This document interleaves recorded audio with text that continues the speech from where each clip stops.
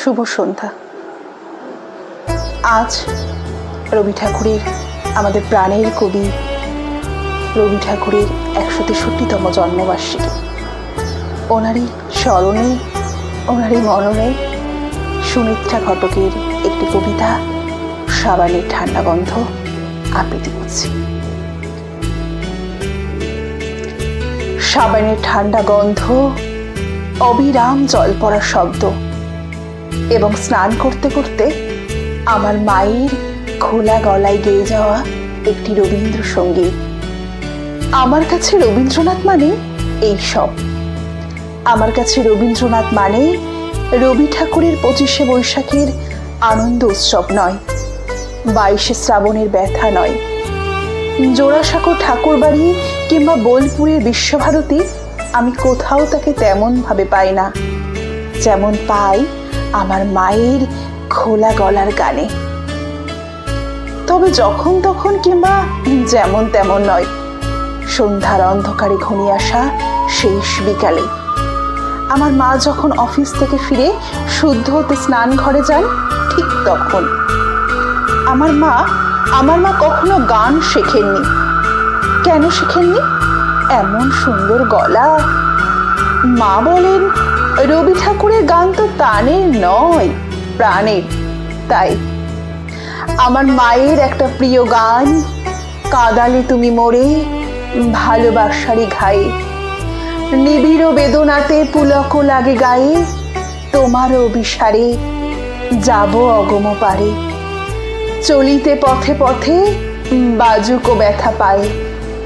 গানটা মায়ের মুখে শুনতে শুনতে এই গানটা কখন যে আমার আপনার হয়ে গেছে। সেদিন বিকেল হতে না হতে অন্ধকার ঘনিয়ে এলো।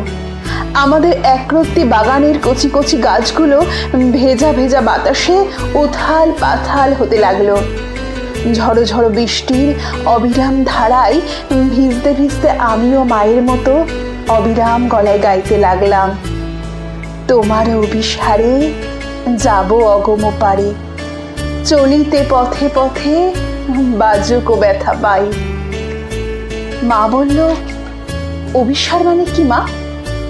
মা বললেন, অভিসার? অভিসার আবার তুমি কোথায় পেলে? কেন, তোমার গানে? আমার গানে অভিসার? ও, তোমারও অভিসারে যাব অগম পারে? হ্যাঁ, ঠিক ওখানেই। অভিসার মানে যাওয়া, কিন্তু যাওয়া ততটা নয় যতটা যেতে চাওয়া। ভিজে জামায় বাড়িতে এসে দেখি বাবা অফিস থেকে ফিরে এসেছেন কখন। বাবা বললেন, বৃষ্টিতে ভিজতে ভিজতে কোনো বর্ষার গান এলো না মনে? বাবাকে কেমন করে বোঝাই যে আমার অভিসার শব্দের মানেটা আমি আগেই জেনে গেছি। আমি জেনেছি আজই, জেনেছি যে ভালোবাসার আঘাতে কেমন করে কাঁদা যায়। এইসব নিয়েই আমার রবীন্দ্রনাথ। আমার রবীন্দ্রনাথকে আমি এভাবেই মেঘলা আকাশে, বাদল বাতাসে, সাবানের গন্ধে, জল পড়ার শব্দে, বিকেলের মরে যাওয়া আলো অন্ধকারে বারবার ডেকে চাই। বছরের পর বছর, প্রতি বছর যত দিন যাবে ঠিক তত দিন। নমস্কার।